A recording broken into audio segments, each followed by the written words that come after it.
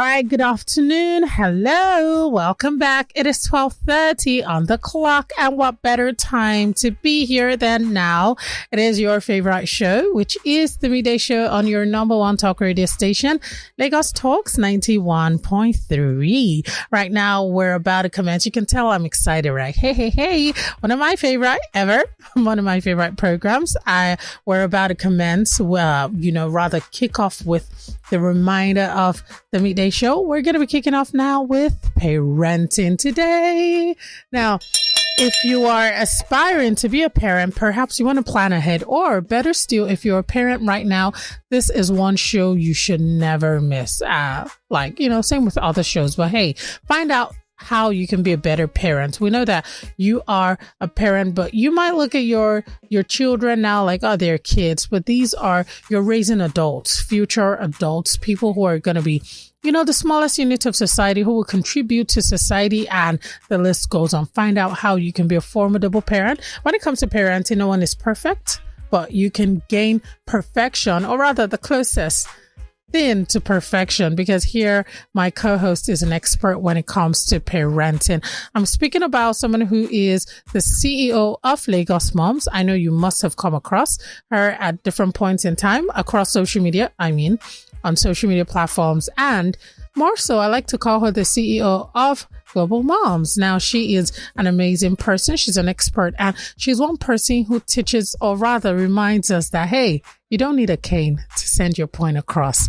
Hi, her name is Yetty Williams. Hi, Yetty. Good afternoon. Good afternoon. How are you? I'm good. How are you? I'm great, thank you. All right, guys. And of course, my name is Paula Chai. Now, today's topic is one that when I saw, I was like, when you see something, you're like, you know what? I have to go and read further on it, because like all topics, it's very intelligent. Then I won't lie to you, Yetty. This is one of the first times that I'm seeing psychology and, parenting in one sentence.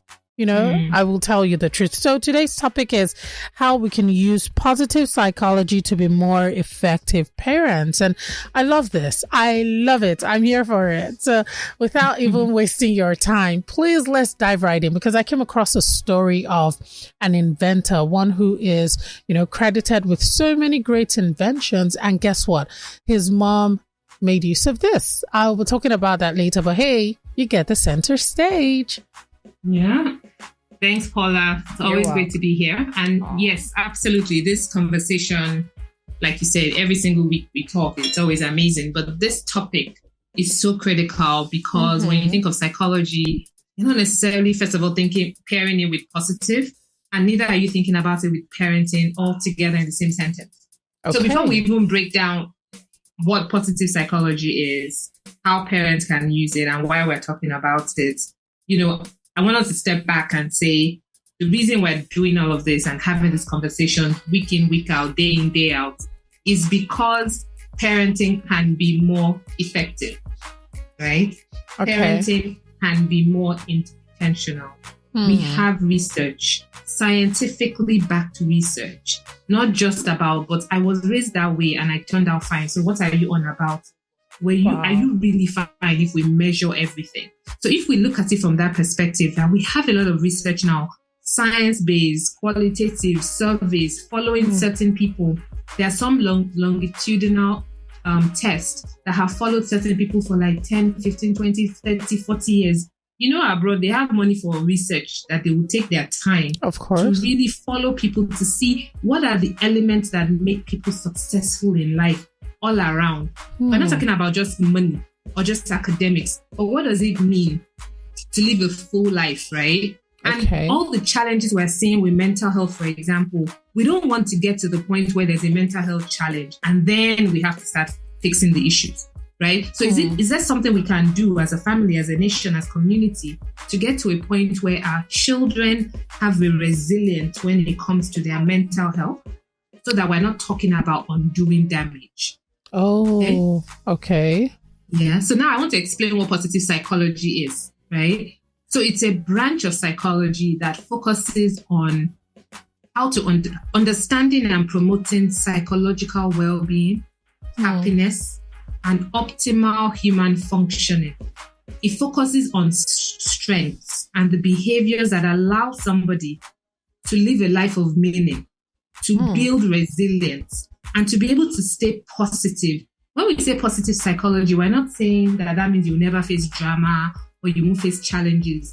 No, what we're saying is, how do you focus more on your strengths and build yourself such that whatever you face, you are able to come out of it on the other side with a positive long-term growth. Wow. All right. Wow. Thank you for that. That is amazing. Now, there's something that's kind of jumped at me when I thought about this particular topic, and it has to do with, allowing your kids express themselves. If I'm right, you have to gain at least some degree of understanding as regards the psychology of your child if you want to, make things work, right? Am I wrong? Absolutely. No, you're not wrong. All right. So in a society like this where, I wouldn't say we're the worst. I wouldn't generalize. We're doing way better than we used to. We're not where we used to be. But in a society where, sometimes when a child wants to express themselves, like imagine a child saying, "Oh, I'm so sad. I'm so depressed." And you're thinking, what's making you depressed? You don't pay bills. That's what I hear every time when a child says, "I'm so sad." I'm really like, you should thank God. Like you're at that point in your life where these are your best years. For a child who feels that way and a parent who's trying to see light to it but struggles with that, what would you tell that parent who doesn't just believe, kids have enough worries to get at them? Right. So once again, that's a very fixed mindset of a parent or whoever who hears a child expressing whatever emotions they are feeling in the moment, and the child dismisses it. The parent dismisses it because in their mind, the only thing that can give you problems in the world is that you're paying bills. That's a very short-fused, fixed and small thinking. To think that, in the whole world, the only problem you're allowed to have is the minute you become an adult who's paying bills. That is not accurate. So first of all, when we'll talk about positive psychology next, but in terms of just intentional parenting, there's no emotion in itself that is wrong. So however a child feels is how they feel. So it's fine that they express it. What you do without feeling is now the next step. So if a child does say, "Oh, I feel so sad," or "I'm feeling depressed," a parent shouldn't say, "What's wrong with you? Which bills are you paying? What do you have to be sad about?" What you have done there is you've shut down that conversation. You haven't room to actually say, "Oh, really? What do you mean by that?" If a child says that to you, a parent or an adult who hears that should say, "Really? What's making you sad?" Let the child express it. It could be something as simple as, "My friends in school are no longer talking to me." Because they're not paying bills doesn't mean that feeling is not valid if a child is sad for that reason, right? Then you have an opportunity to help the child deal with that challenge at that point. If a child even says, "I'm feeling depressed," I really want parents to realize that feeling depressed is a feeling that can come and go, but being depressed are two different things. You can only really be clinically depressed if there are certain signs that have carried on for a long time, and a doctor is able to diagnose that you are clinically depressed. You can feel depressed, which usually just means you're feeling kind of sad or low mood, and sometimes that's tied to something just happening in the moment. So we also have to help our children. And all of us really, because we all have access to this language now. People are so quick to say, "Oh, I'm depressed. I'm not really depressed. Maybe something sad happened and that has affected you in the moment. What you then do with that resilience, do with that challenge and how you respond is what can then lead you to growing from it or actually going down the rabbit hole of getting sadder and sadder and sadder that can lead to depressive symptoms. So they're quite different. All right. Thank you for that. Now, speaking about the story that I said I wanted to talk about, I saw the story. I don't know if you've come across the story of Thomas Edison. Yep. Yeah, the story that his mom got a letter. I think I've mentioned it before, from the school. So he walks in on his mom reading a letter and he's like, "Oh, what's that?" She's like, "Oh, your school says you're overly smart and they cannot accommodate you. So I might have to homeschool you." Now, on the contrary, years after she passed away, he comes across a letter in her drawer when he's trying to clear things out. And he sees the letter from the school saying that, he's really not smart, that he's really dull, and they will not, like, he has to, leave the school because they couldn't cater to him. So I'm just seeing that as one of the ways where, you can work on, you can make use of positive psychology to help make parenting more effective. But then there is also a thin line between just, trying to always cheer your child on and, just telling them things as they are. Mm-hmm. Perhaps in your bid to encourage them and, try to spur them on to do greater things to motivate them. Should you be telling them things the way they are? Like, the school sent me a letter that you're not doing well, which would kill their esteem, and it probably might bring about the fact that, yes, this child is not smart. Or should we be like Thomas Edison's mom, who lied to her son for his own benefits? Yeah. In all those moments, there are decisions that are being made in the moment. I would want to imagine that probably Thomas Edison's mom, there's something she had seen about her son that she knew he wasn't smart. Maybe he was so smart, actually, that he was bored in the school. Because this is the person that he's an inventor. Look at the number of things he invented for the world. So how is it possible that any teacher or teachers in school said he wasn't smart? It must mean that he wasn't being challenged the way he needed to be in school. So maybe, like, we're all painting a picture here, right? Maybe that's why they felt they couldn't accommodate him, because maybe he was so bored, he was tuning out. Because we find that children that are very smart, very gifted, if they are not challenged in the school environment, they can have a short attention span. They shut down, they tune out. When the teacher is talking, they're like, what are you even saying? In their mind, they are calculating maybe calculus on one level. You are still teaching them 1 + 1 = 2. So sometimes that's what it is. So what I want to imagine is this is a mother who had paid attention and understood that there was something in her child.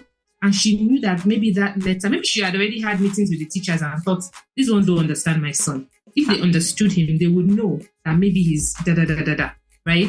And we're there now. Education has evolved a little bit where things are now more individualized. So schools are paying more attention to individual children's learning styles. It's no more one size fits all. So things are evolving. And even a child today who's neurodivergent, right? We all understand that language now. Somebody can be neurodivergent. It doesn't mean they're not smart. It doesn't mean they can't learn, but they're not neurotypical, which means that, they learn a different way. But they process things differently. Yes, but if they're not in the right environment, it can crush that child's spirit. Versus the child is an environment that recognizes what this child needs to learn is different. I thought this whole positive psychology is not about lying to the children. It's not about telling a child that you are great at everything, you're wonderful in everything. No, you're not. What positive psychology is about what? When I started at the beginning, I mentioned it.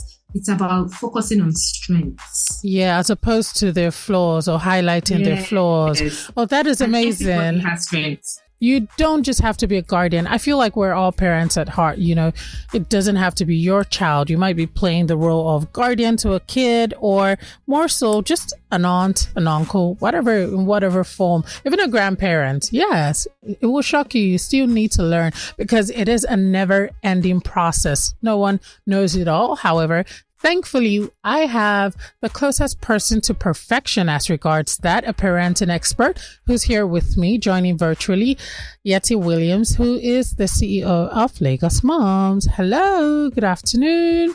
Hiya, good afternoon. All right, thank you for, I always joke about the fact that you're one person that highlights. We don't need to use Kane to send her a point home.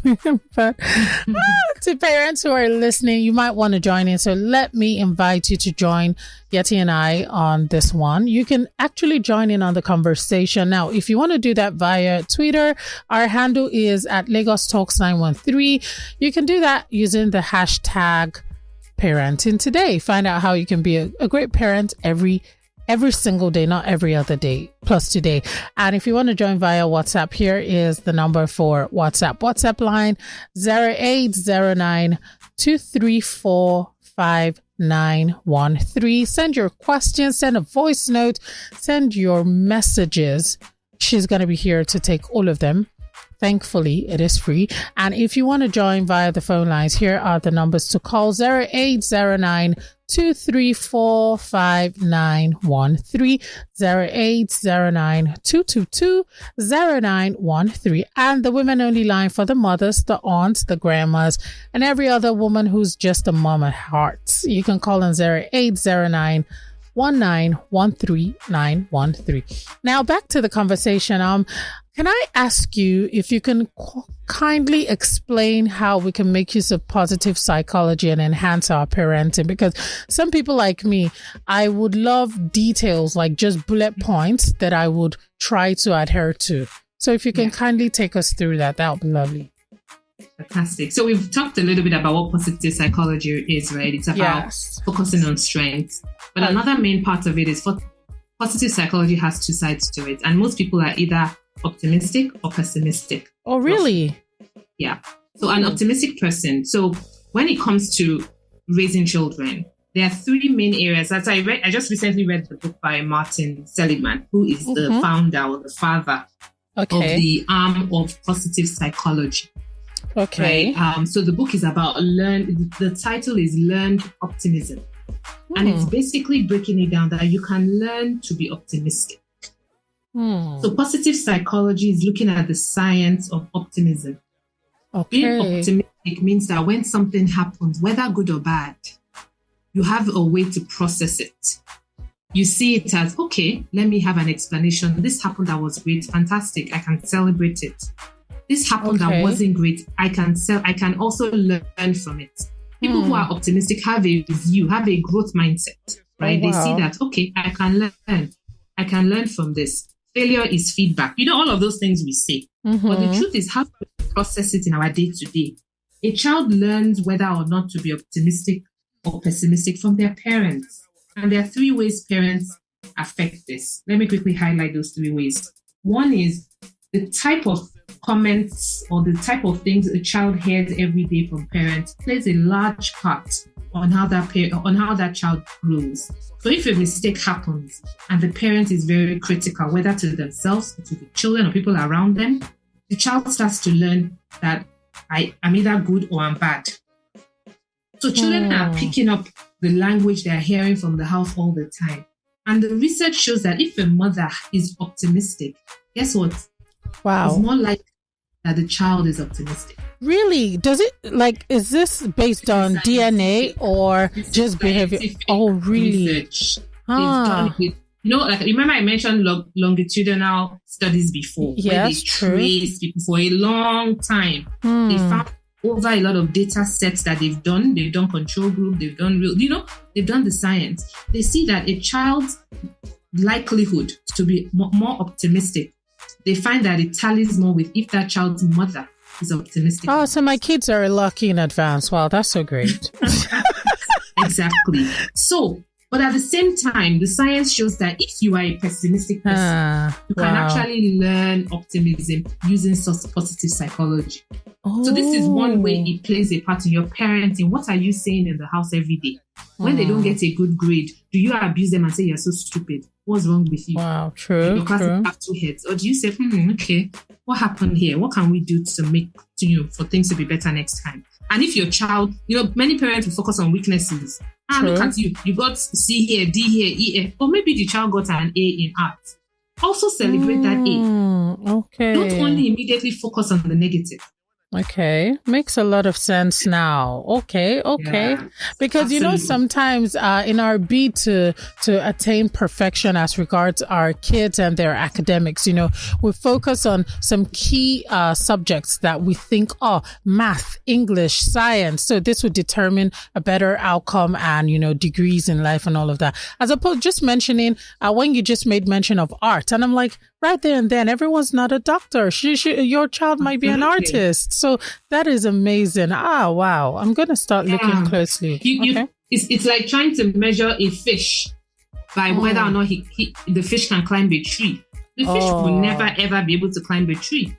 However, maybe in this case, the child loves the art, but you're insisting you must be a science student when that's not what the child is. So what do? You don't celebrate the child's wins. and you make them feel bad about themselves, like they are dumb. Look at Thomas Edison's example, right? We can just use it as an example. Yeah. The mom knew something about her son, and she decided to make the commitment. Look at what she said. She said, I will homeschool you. That's a mom that made that sacrifice and made that commitment for that child. True. Very true. So it's a two-way street. The second thing I wanted to mention about, how parents can use positive psychology in parenting is that the type of criticism a child hears when they fail, if it's permanent, if you make it seem as if you can never come out of this issue you have entered, you are done for.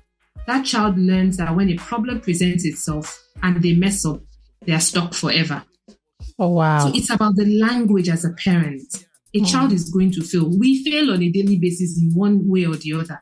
So how do you bounce back? And how do the children see you even criticizing yourself when you mess up?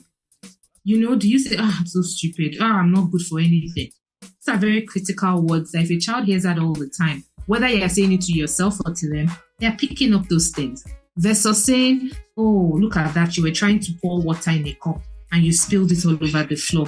I know you were trying. What can we do next time so that when you're trying to pour water, what should you do? The child will now tell you, maybe I shouldn't fill it too much to the top, or I shouldn't have stood on this, and I shouldn't have been standing on this stool that was wobbly. You've created critical thinking versus you just smack the child. And you highlight their flaws. True. Exactly. Look at this mess you made. You're so clumsy. You're so silly. Why? Are learning day by day, and our children need us to be the safe space for them so that they learn. They learn, and you give them feedback in a positive way.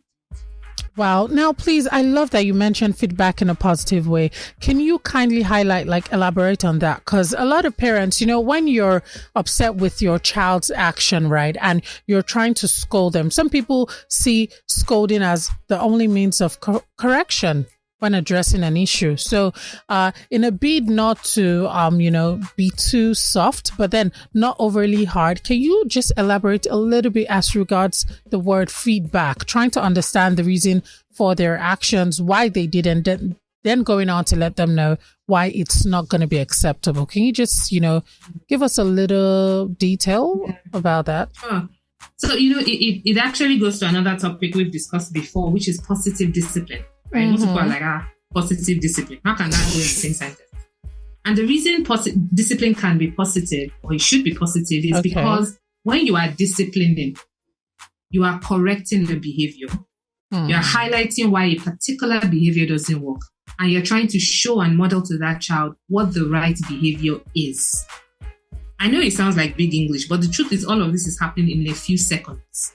Let's use that example of the child that spilled water. Maybe that child is a 4-year-old child, 5-year-old child. True. Who feels like, they want to pour water for themselves.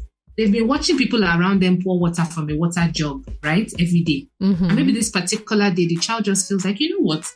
I can try this too now. I can pour a drink for myself. Yes. I don't want to wait to call Auntie BC or Mommy or Daddy to pour for me. Let me pour water for myself. Okay. So the child gets a cup, tries to take the water jug and pours the water, and then the water spills.